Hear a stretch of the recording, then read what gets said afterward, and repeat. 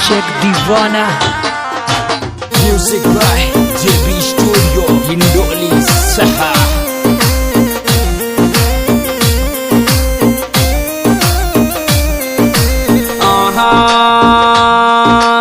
और थर तिर प्रशासन लाग्यो छोरो मेघवाला को, थर तिर प्रशासन लाग्यो छोरो मेघवाला को रटोने।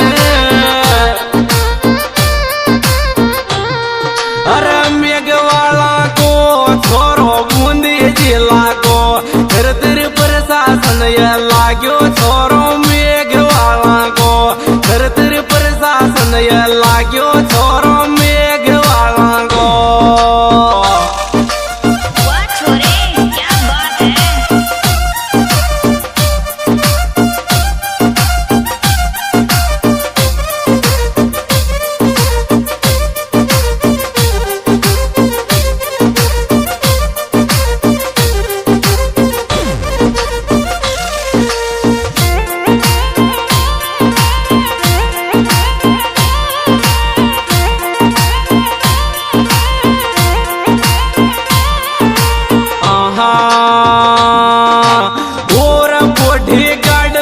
पिडवाले मेघवाल छोड़ी साथी का, बॉडी गार्ड लगे पिडवाले मेघवाल छोड़ी साथी का।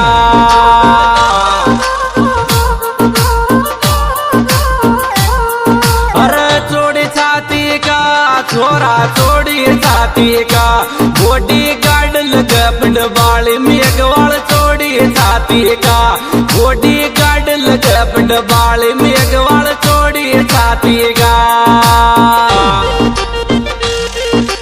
वाह छोरे क्या बात है।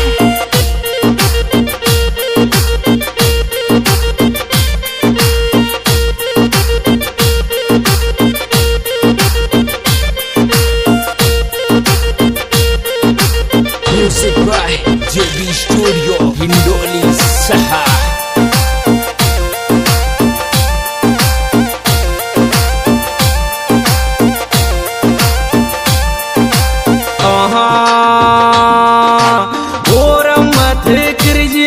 बदला साल पड़ो मेघवाला सो, मत करजे रे बदला साल पड़ो मेघवाला सो। थोड़ा मार का जगो अरे मेघवाला सो, छोरा मेघवाला सो, मत करजे रे भाई लाल पड़ो मेघवाला सो, मत करजे रे बड़वाला लपड़ो मेघवाला सो। वाह छोरे क्या बात है।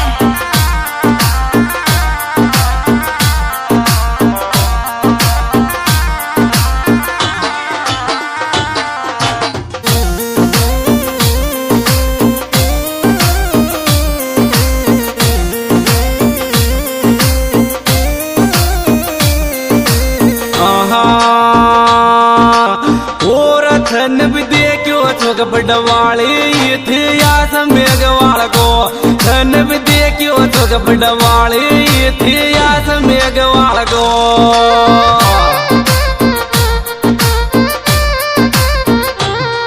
इतिहास मेघवाल को, इतिहास मेघवाल को, धन भी देखो छोक बड़वाले इतिहास मेघवाल को, धन भी देखो छोक बड़वाले इतिहास मेघवाल को। वाह छोरे क्या बात है।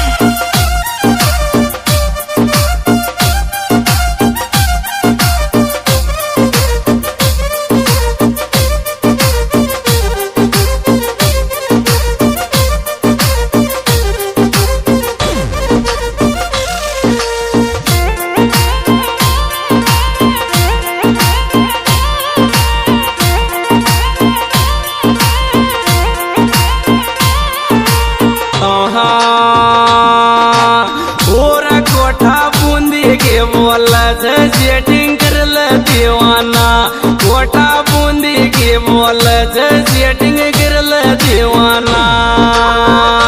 करो या को अरे कर ले दीवाना सेटिंग कर कोटा बूंदी की बोल सेटिंग करल दीवाना कोटा बूंदी की बोल सेटिंग करल दीवाना